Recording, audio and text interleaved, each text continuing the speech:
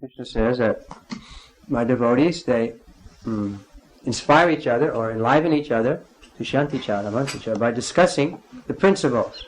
Actually, the principles of Bhagavad Gita are very enlivening. They're not very difficult to understand. Even a child can understand the principles. Bhagavad Gita talks about God, talks about the living entities, material nature, time, and karma. These are the main subjects discussed in Bhagavad Gita. And there's some knowledge given there about each one of these things. And it's a very happy knowledge. We're talking about jolly. It's a season to be jolly. But if we come to understand the essence of Bhagavad Gita, we'll be happy. Because our nature is by constitution happy. Anandamaya vyasya. The very essence of the living entity is blissful, ananda. But because of contact with matter, we appear to be suffering. Just like the moon reflected on the water appears to be shimmering when the water is a little moving. But actually the moon in the sky is not. So something like that. Now because we're connected with this body and mind and so many material things, so we think that we're suffering, we think that we're dying and so on. But really, these things are foreign to us. Us means the soul. So Krishna tells us how we can realize the soul. I was going to read today from the 12th chapter. 12th chapter is called Devotional Service. Text number 6 and 7. Ye tu sarvani karmani mai sannyasya matpara ananyena eva yogena mam dhyayanta upashate teshamaham samudarta mritu samsara sagarat bhavamina chirat parta maya veshita chetasam. Translation and purport by His Divine Grace A.C. Bhaktivedanta Swami Srila Prabhupada. Those who worship me, giving up all their activities unto me, and being devoted to me without deviation, engaged in devotional service and always meditating upon me, having fixed their minds upon me, O son of Pṛthā, for them I am the swift deliverer from the ocean of birth and death. Responsively. Om Jnanatimidam Dasya Janaganasalakayam Chaksusmilitam Jena Tasmai Shri Gurave Namaha Shri Chaitanya Manavistam Shapitam Jena Bhutale Swayam Upakaramaya Dadati Saparantikam Shri Krishna Chaitanya Prabhu Nityananda Shri Advaita Gadadhara Shri Vasari Gaura Bhaktavinda Hare Krishna Krishna Krishna Hare Hare Hare Rama Rama Rama Hare Hare. So the question may be asked, well, if this process is so easy, then why don't people take it more readily and become qualified to enter into the spiritual world? So the answer is that it's easy, but it's also not easy. Not easy in the sense that we are hesitant to take it. Sometimes we see a child, they can take it very easily. They'll come and clap their hand, and we tell them, water the tulsi, they'll do. If you say, please bow down, here's Krishna. No problem for them, because they're simple. But when we become adults, we become a little sophisticated, and we think, why should I bow down? I remember when I was first coming to the temple, I was a student at the University of Buffalo, 1968 it was, in New York.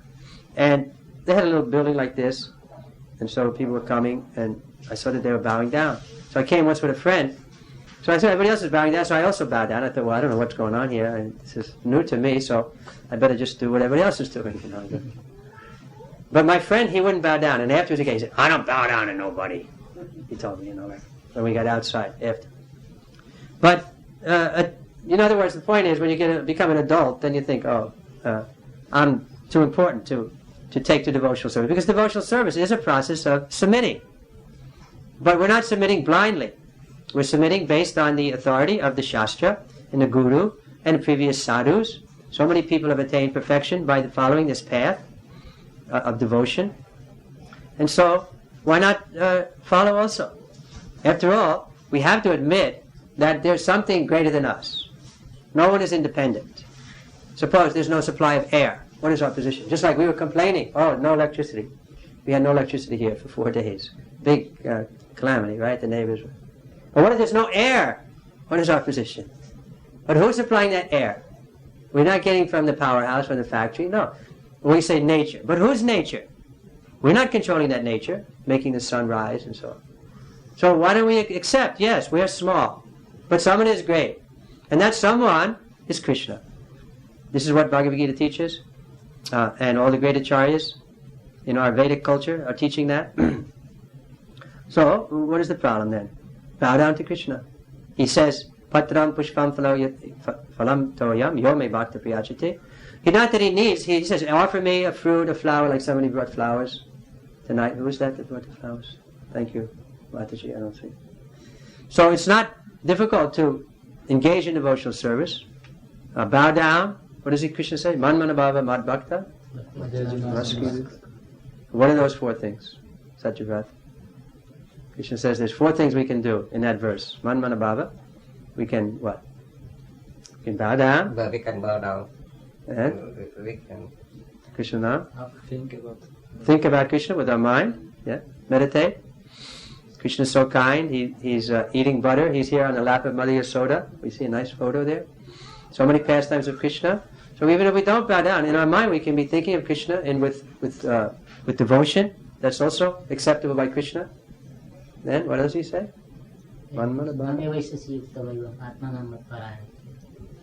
Think of the soul. Think of me. Think of him. I have to look it up. I don't even know. Who knows? Anybody knows? Ladies? No scholar of Bhagavad Gita here? I know where it is. 1865. Actually, it's such an important verse. Krishna put it in 2 places. He says, always think of me, become my devotee, worship me, and offer your homage unto me. Thus you'll come to me without fail. Manmana, thinking of me, Mad Bhakta, become my devotee, Madhyaji, become my worshipper, and Namaskuru, offer your obeisances unto me. So everyone can do that. Krishna is so kind. You can have in your own house a little picture of Krishna, offer your food to Krishna, offer some water to Krishna, offer some flour, even a poor man. In India we see even a poor man can bring a little Ganga Jal or a little water, tulsi leaf. But it's not that you have to become, change your position. Whatever position you're in. We're not saying that you have to come and shave your head or something, no. From your position, you can begin the process of devotional service. It's very easy. The children will be attracted. They'll see, oh, what are you doing, Mommy? Yes, I'm worshipping Krishna. You want to help me? You can bring the flower. They'll be happy to engage. This is the way that the knowledge is transferred. But unfortunately here in America, we see that instead of bringing your Vedic culture with these nice processes of devotional service, people are becoming more like Americans. Krishnanand was yesterday in the Bombay Bazaar. We had a book table there by there. They were very kind. They let us set a table there. And he was saying some people, when he was, they were, don't come near me. Even Indian people, because he had a shaved head and devotee. Dressed like a... People they think, oh no, I want to be American. I don't want to be like you. So this is a danger that we become, that we lose our culture in the association of these malechas. I can call them malechas because my mother and father were malechas. Malecha means meat eaters and woman hunters and like that. Drunkards. Mostly that's what there may be some exceptions, but the majority of people, that's what they're interested in. Sinful life. They think this is a real pleasure. And what is that pleasure? It's in some way trying to compete with Krishna. Krishna is actually the enjoyer.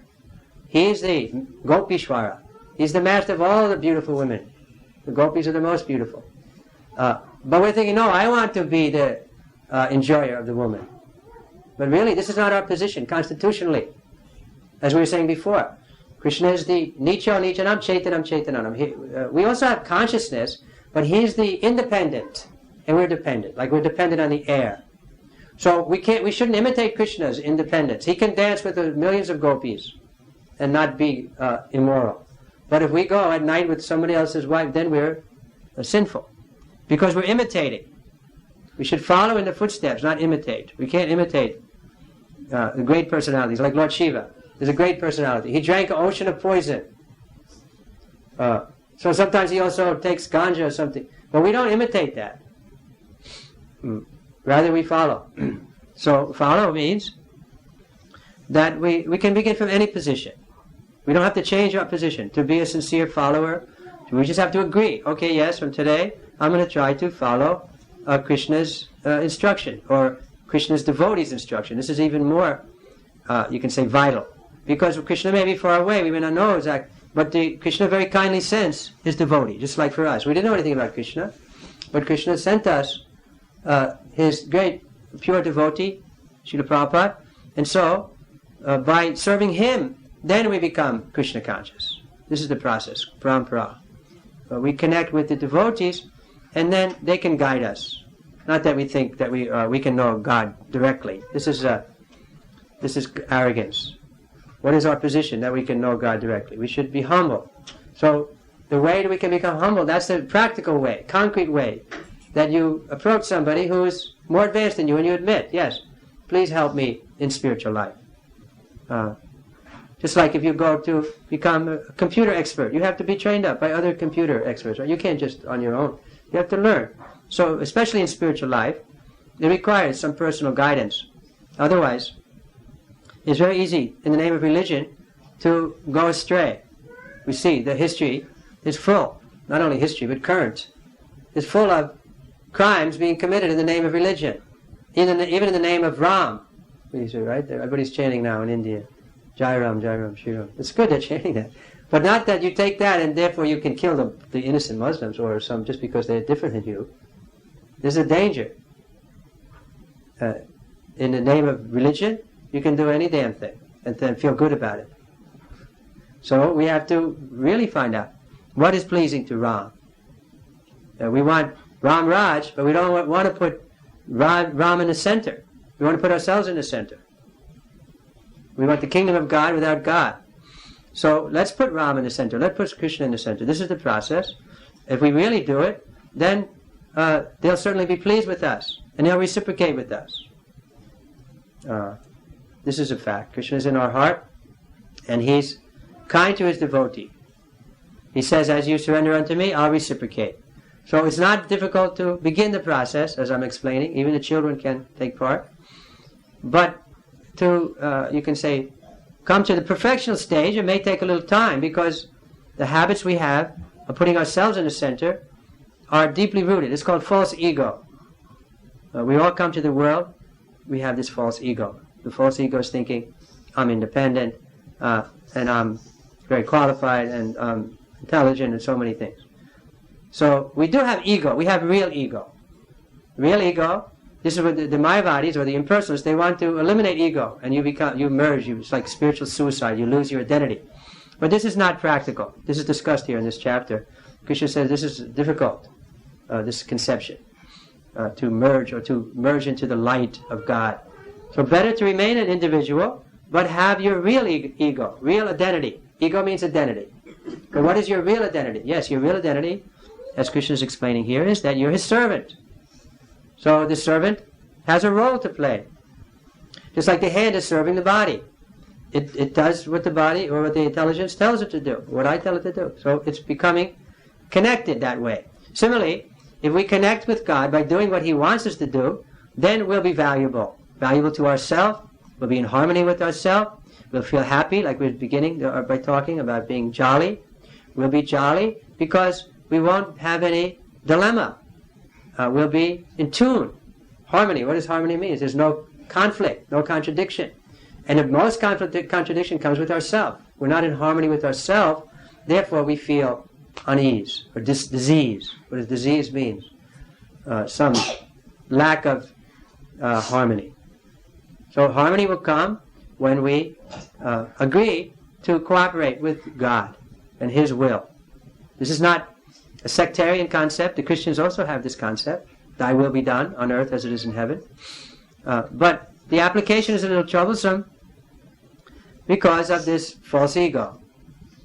But the process of devotional service, this chanting especially, that Prabhupada emphasized in the purport, twice he mentioned the Mahamantra, this will you can say, reduce our false ego. It'll make us humble, in other words. Not that we will stop existing. We'll still have identity. But we'll be in a right identity, in a happy identity, as a servant of God. Just like Prabhupada was giving the example. The child feels very protected on the lap of the mother or the father. He knows, I don't have anything to worry about. My parents are behind. I don't have to worry, well, how am I going to make money? How am I going to eat next? Or who will pay the bills? No, the child is relaxed, right? In a nice, secure position with the parents behind them.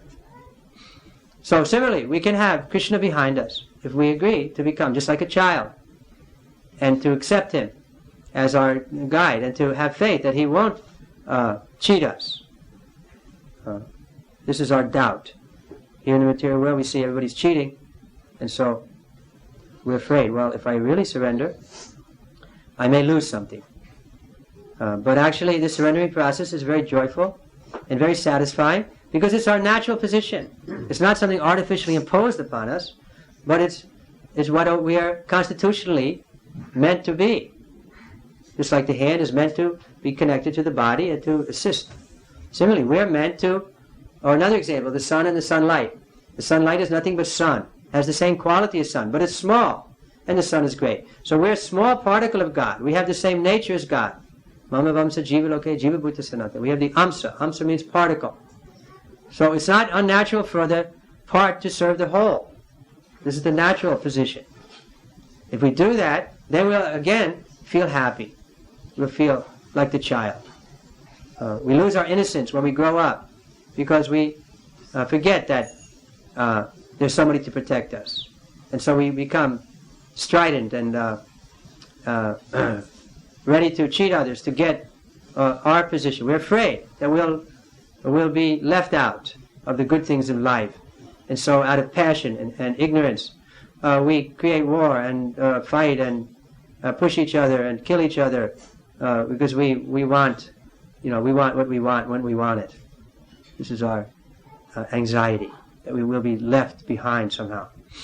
But when we come to Krishna consciousness, we'll find that at Krishna's lotus feet, there's plenty of room. We don't have to be in anxiety that we'll be pushed into the sea.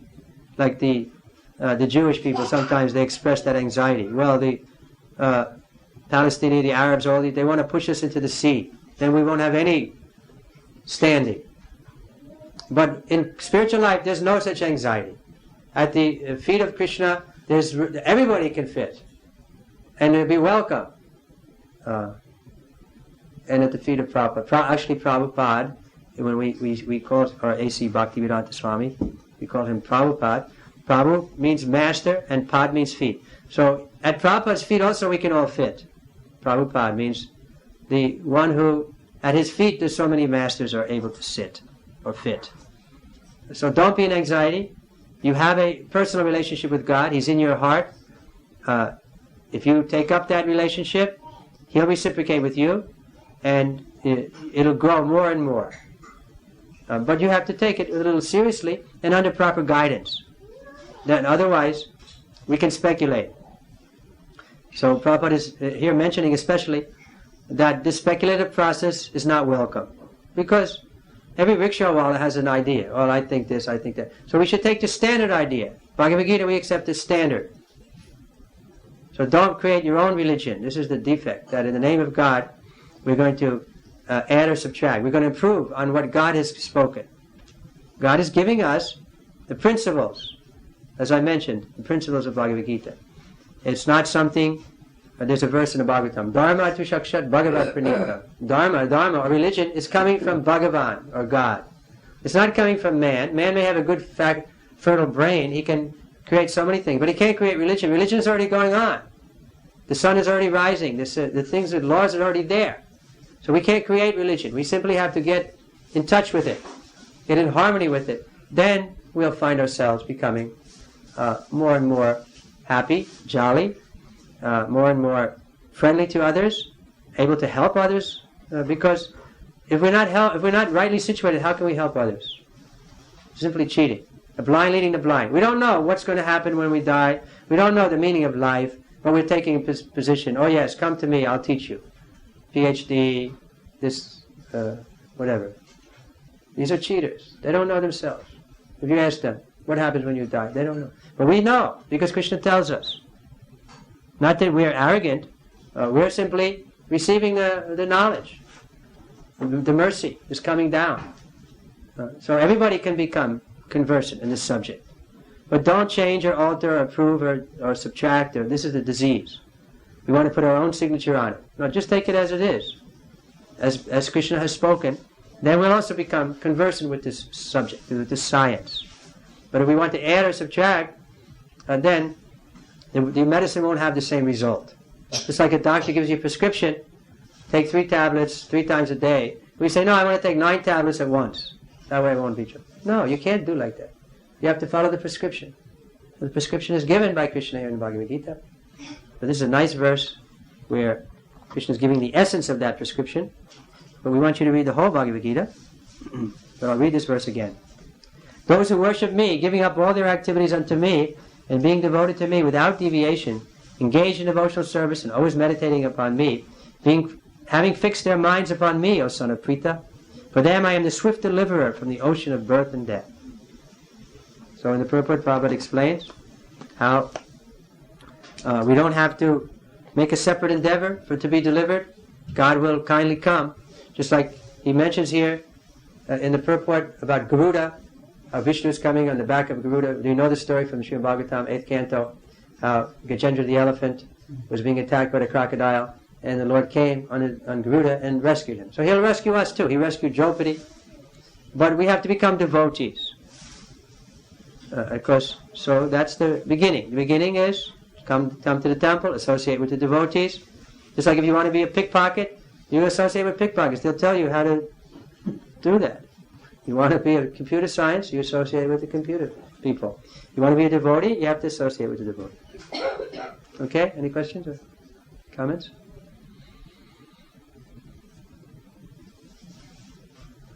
I have one question, Maharaj. Normally, we say that, once you become a devotee, you can be rescued easily, but there are many examples we hear that in a material sense, they had more trouble in the service of God than in their material sense. How do we relate that? There are so many, even in the life of Prabhupada, we see that he had so much sufferings, so much trouble he had gone through. Also, there are many, religious. Yeah, but the point is, he went through them. How was he able to go through them? Because God was helping him. I mean, the whole existence is troublesome. We have to die. Isn't that a trouble? Nobody wants to die. We all have to die. So how to avoid the trouble? No, we don't accept to avoid the trouble, but we can learn by Prabhupada's example and so many other great saintly persons' example that if we have faith, then God will help us over those troubles. Even at the moment of death, He'll help us. We don't expect that by becoming a devotee there's going to be no more trouble, but you'll get help when those troubles come. You won't feel forlorn. You won't feel that there's nothing behind you, that the universe is just cold and uncaring. You'll understand that God is there and He'll help you in those difficult times. So many examples are there. That's like again, Draupadi. She was facing a big trouble, right? She was going to be stripped naked in assembly with all her relatives and so, in front of all the hundreds of people. But Krishna helped her. Now, there may not be like an overt miracle like that, but Krishna will help us in our lives also if we have faith in Him. This is His promise. Nami bhakta pranashati. My devotee will never be vanquished. He promises. I'll help them. I'll carry what they lack. I'll preserve what they have. But being a devotee is not so cheap. That's the point. Even Draupadi, she was struggling. First she was thinking, I'll take shelter of my husband. First she was fighting, but Dushasana was too strong. Then she was going to take shelter of her husbands. They couldn't help her. Then she asked the elders. They didn't help her. Then finally she came. So that's our position too. We think, I can do it myself. I'm so intelligent, I'm better than other people. I'll figure out how to get out of this dilemma. But nobody can come out of the dilemma, because the dilemma is we have to die and we don't want to die. That's the real dilemma. We have to become diseased. We don't want disease.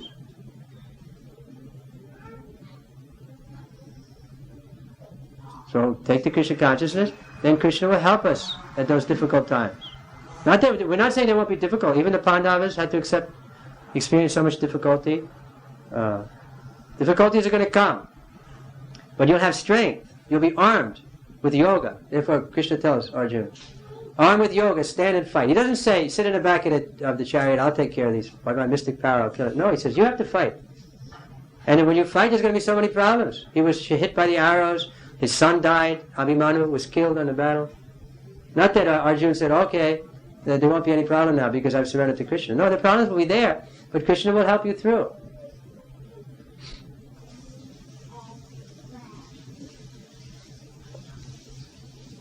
Anyone else have a question? That's okay? Yes. Yes, ma'am?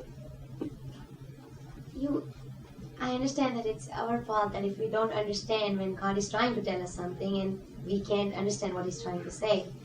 But what is the best way to know that, God, I am trying to understand what you're trying to say. I don't understand what you expect out of me. How do you understand what He's expecting out of you? Well, we say the best way is to have a guru can help us. That's one of our principles. But of course, if we're very humble, then why won't God make it clear to us? But again, to become really humble, a guru is also required because Prabhupada was once asked. We read in Lord Chaitanya Shikshastakam, he gave us so many prayers, but he doesn't mention anything about accepting a guru. Prabhupada said, you did not read Trinadapi Sunichaya Tayodapi Sesha, which means one should be more humble than a blade of grass, more tolerant than a tree. Prabhupada said, without guru, one cannot be like that. Because without guru, then one will think, I'm successful, I did it, I. But when you have guru, then you say, only by guru's mercy that I have this understanding. Like you're looking for an understanding, right? You're looking for some explanation to the dilemmas of life, to the contradictions of life. But if that comes to you by grace of Guru and Krishna, we say Guru and Krishna. Of course, the Guru is not God. He doesn't claim to be God, but he's representative of God. So if you get to, we say by mercy of God one gets Guru, and by mercy of Guru one gets God. Both are required. So if you have that, then all these dilemmas will be resolved, and Krishna will make it clear to you. In other words, there's no cruelty in the arrangement of the Lord. Karma is there. We mentioned that karma is one of the items discussed in the Bhagavad Gita.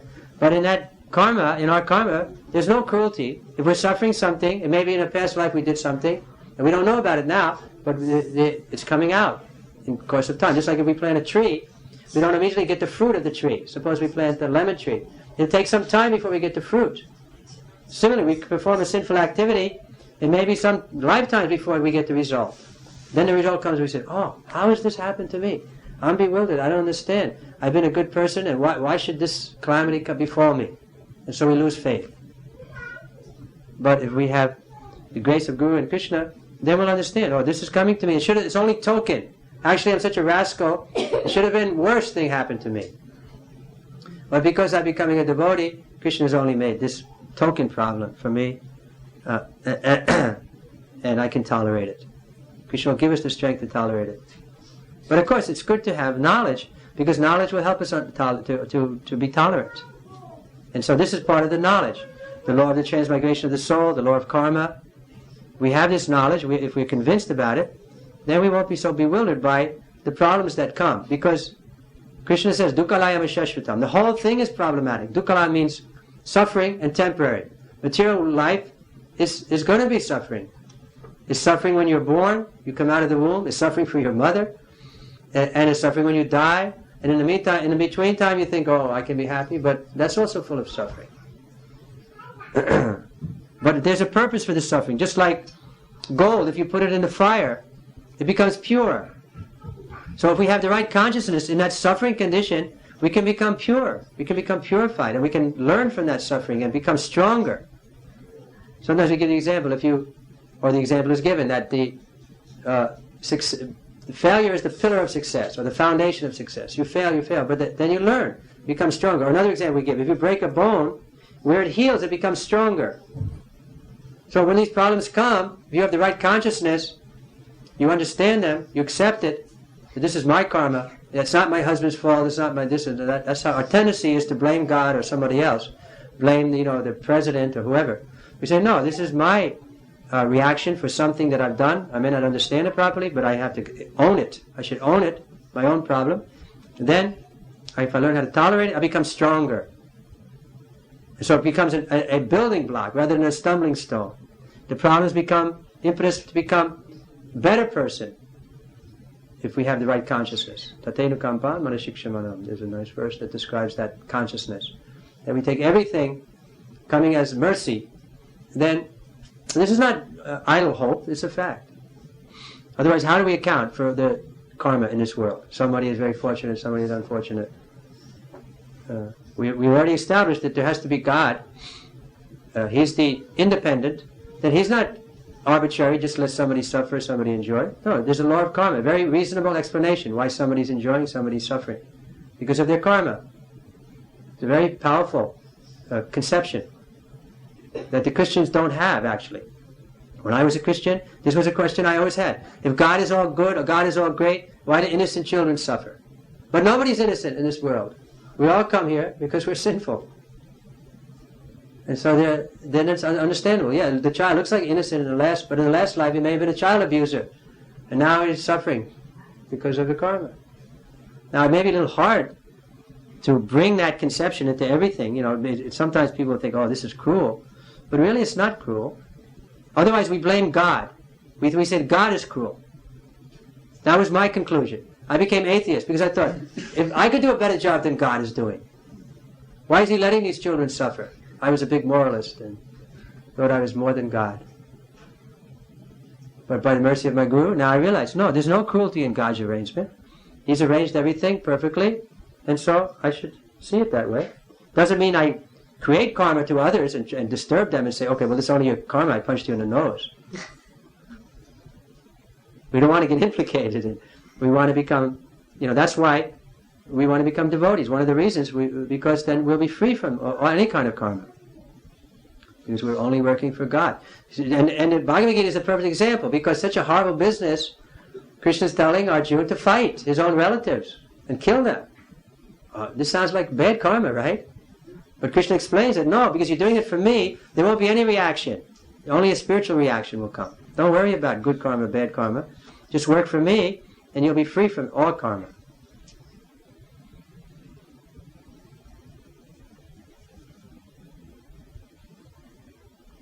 It's okay? It may be a little much to digest in one time.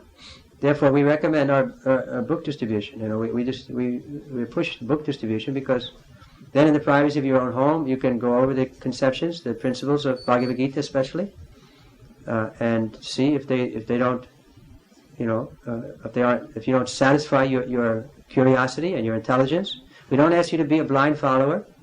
We want everybody to understand properly and then take the next step of surrender, or increase your faith. The whole question is how to become more faithful. Like you're asking a question, it's based on some doubt, isn't it? So that's normal. Doubting also means a sign of intelligence. We don't want you to be just stupid. You can doubt, but then the questions are answered. This is the purpose of Guru. This is the purpose of Shastra. Shastra means the book. And this is the purpose of Sadhu, to remove our doubts, so our faith will increase more and more and more. Then we become like Draupadi. Yes, and just throws up her arms. Yes, Krishna. Such faith she must have, right? So we can't immediately come to that point, but gradually, step by step, then you have that full faith. Isn't it, Thakurji? Satyavat? Okay. So we'll stop here. Bhagavad Gita ki. Yeah.